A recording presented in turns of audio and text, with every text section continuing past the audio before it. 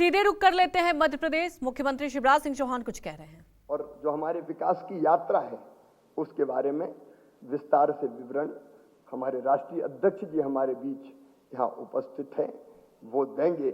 लेकिन 60,000 किलोमीटर टूटी फूटी सड़कों के दौर से आज मेट्रो रेल तक का सफर, हमारे टपरे वाली ITI से ग्लोबल स्किल पार्क तक का सफर सचमुच में बहुत गौरवशाली है। और आज मध्य प्रदेश जो कभी बीमारू और पिछड़ा कहलाता था, आज हम विकसित मध्य प्रदेश बने हैं। और प्रधानमंत्री जी और केंद्र सरकार की कई योजनाओं में आज मध्य प्रदेश नंबर 1 है। स्वच्छता हो, जल संरक्षण हो, पर्यावरण बचाना हो, प्रधानमंत्री ग्राम सड़क योजना की गुणवत्ता हो, PM आवास हो, स्वामित्व योजना हो, स्ट्रीट वेंडर की हमारी योजना हो, PM स्ट्रीट वेंडर योजना, कई योजनाओं में मध्य प्रदेश नंबर 1 है। और नंबर 1 का ये सफर जारी रहेगा।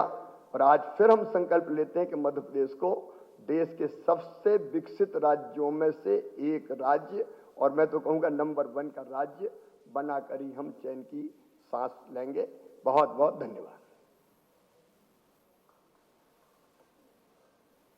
धन्यवाद माननीय मुख्यमंत्री जी। अब इस कार्यक्रम की मुख्य श्रृंखला हमारे राष्ट्रीय अध्यक्ष आदरणीय श्री जगत प्रकाश नड्डा जी, जिनके नेतृत्व में राष्ट्रोत्कर्ष का नया इतिहास रचा जा रहा है और मध्य प्रदेश की भाजपा सरकार केंद्र की जन कल्याणकारी योजनाओं और नीतियों के साथ मध्य प्रदेश के सर्वांगीण विकास के लिए प्रतिबद्ध होता जा रहा है। हम संकल्पित हैं सशक्त भारत, समृद्ध भारत, समर्थ भारत के लिए। और इन्हीं आह्वान के साथ मैं माननीय राष्ट्रीय अध्यक्ष जी से आग्रह करता हूं कि कृपया अपना उद्बोधन हम सबको प्रदान करें। आज के इस संकल्प पत्र के लोकार्पण और हमारी मध्य प्रदेश की जनता के लिए किए गए संकल्प के बारे में चर्चा करने के लिए यहाँ मंच पर विराजमान हमारे यशस्वी मुख्यमंत्री श्री शिवराज सिंह चौहान जी, हमारे प्रदेश के अध्यक्ष श्री विष्णुदत्त शर्मा जी, हमारे भारत सरकार में मंत्री ज्योतिरादित्य जी, भारत सरकार में मंत्री अश्विनी वैष्णव जी, प्रहलाद सिंह पटेल जी, फग्गन सिंह कुलस्ते जी और राज्यसभा में मेरी साथ सदस्य श्रीमती कविता पाटीदार जी, सम्मानित मंच और यहाँ उपस्थित हमारे मध्य प्रदेश के और दिल्ली से भी आए हुए सभी वरिष्ठ पत्रकार बंधु, सबसे पहले तो आप सबको अग्रिम दीपावली की शुभकामनाएं। आप सब लोग लंबे समय से इंतजार कर रहे हैं संकल्प पत्र के बारे में। मैं संकल्प पत्र के विषय में चर्चा करने से पहले भारतीय जनता पार्टी चाहे मैनिफेस्टो हो, संकल्प पत्र हो, विजन डॉक्यूमेंट हो, इसको किस प्रकार से देखती है यह आपके सामने मैं जरूर रखना चाहूंगा।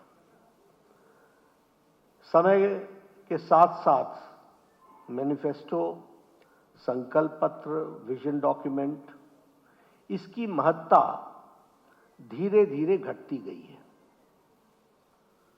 क्योंकि राजनीतिक दलों ने पहले लुभाने का काम और बाद में भुलाने का काम किया है। वायदा करो और भूल जाओ और जनता को गुमराह करो। लेकिन भारतीय जनता पार्टी एक अकेली वैसी पार्टी है जिसने इस डॉक्यूमेंट को अपना, जिसे कहा जा सकता है कि रास्ता, रोड मैप का जरिया बनाया है और उसको लेटर और स्पिरिट में इंप्लीमेंट करने का काम किया है। यह हमारा ट्रैक रिकॉर्ड है। आपको साथ में यह भी शेयर करना चाहता हूं कि संकल्प पत्र की हमारे यहां महत्ता इस बात से तय होती है कि जो सरकार हमारी आती है उसका यह काम होता है कि वह सब कमिटी ऑफ कैबिनेट मिनिस्टर्स बना करके उन सारी चीजों को इंप्लीमेंट कराएं।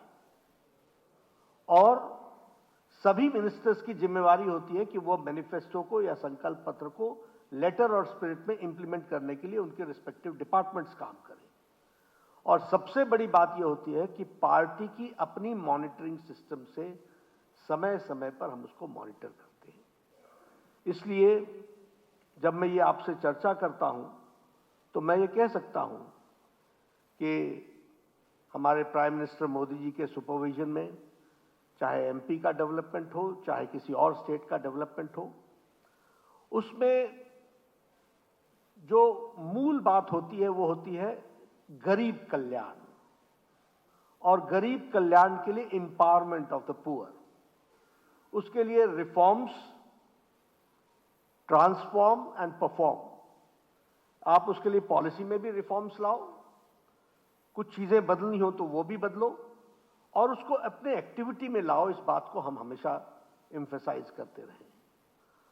और जब मैं सारी बातें आपसे कर रहा हूं, अभी थोड़ा सा इन्होंने इंडिकेशन किया हमारे शिवराज सिंह जी ने, लेकिन मध्य प्रदेश के इलेक्टोरेट के सामने मुझे इस बात को भी स्पष्ट करना है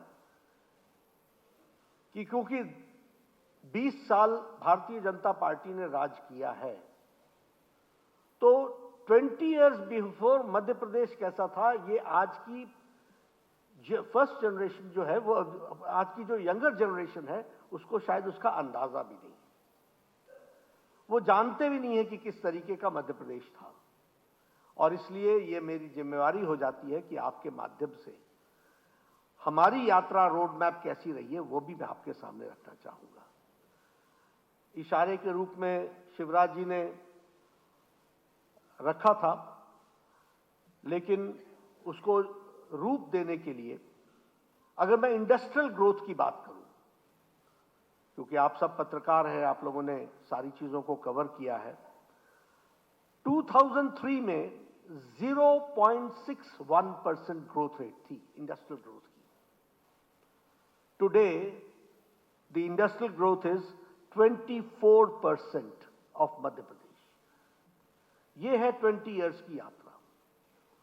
अगर मैं फूड प्रोडक्शन की बात करूं तो फूड प्रोडक्शन हमारा 4 टाइम्स बढ़ा है। 2003 में हम 159 लाख मेट्रिक टन थे और आज हम 619 लाख मेट्रिक टन हो गए हैं।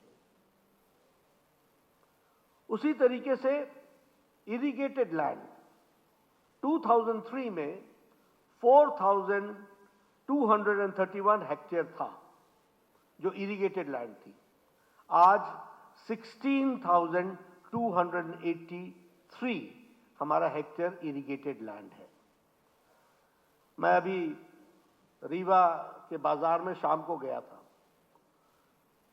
तो मैंने उसकी रौनक देखी। मैं एक पब्लिक मीटिंग में जाना था, तो मैंने कहा ये रीवा तो बिल्कुल बदल गया, इसकी रौनक बाजार की। You will be astonished to know कि सबसे ज्यादा मोटरसाइकिल परचेज देश में रीवा में हुआ है। This shows that the purchasing capacity of the farmers कितनी बड़ी है। और जब मैं संकल्प पत्र की बात करता हूं तो मैं इन बुनियादी बातों की बात करता हूं,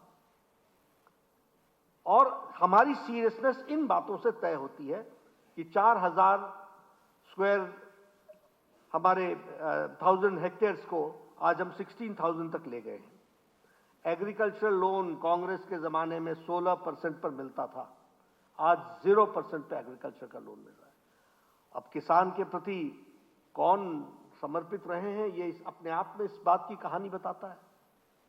अगर मैं बात करूं total income of the state, अब आपका इनकम 2003 में 71,594 करोड़ था, आज आपकी स्टेट की इनकम 13,20,000 आज आपकी लाख करोड़ आपकी इनकम है। अगर मैं पर कैपिटा इनकम बात करूं मध्य प्रदेश की, तो 2003 में 11,718 रुपए आपकी सालाना आपकी एवरेज इनकम थी। आज 2023 में हमारी इनकम एवरेज इंडिविजुअल 1,40,000 है। अगर मैं स्टेट बजट की बात करूं तो 14 टाइम्स स्टेट का बजट बढ़ा है। 23,000 करोड़ से बढ़कर के 3,14,000 करोड़ हो गया है। अगर मैं ग्रॉस स्टेट डोमेस्टिक प्रोडक्ट की बात करूं तो वो 19 टाइम्स बढ़ा है। जिसकी बात शिवराज जी ने की, रोड कनेक्टिविटी की, मैं 20 साल पहले जब आया करता था और यहां से जबलपुर जाना पड़े या इंदौर जाना पड़े तो घंटों लगते थे। आज कनेक्टिविटी 60,000 किलोमीटर उस समय बना था, आज 5 लाख किलोमीटर की सड़क आपकी बन करके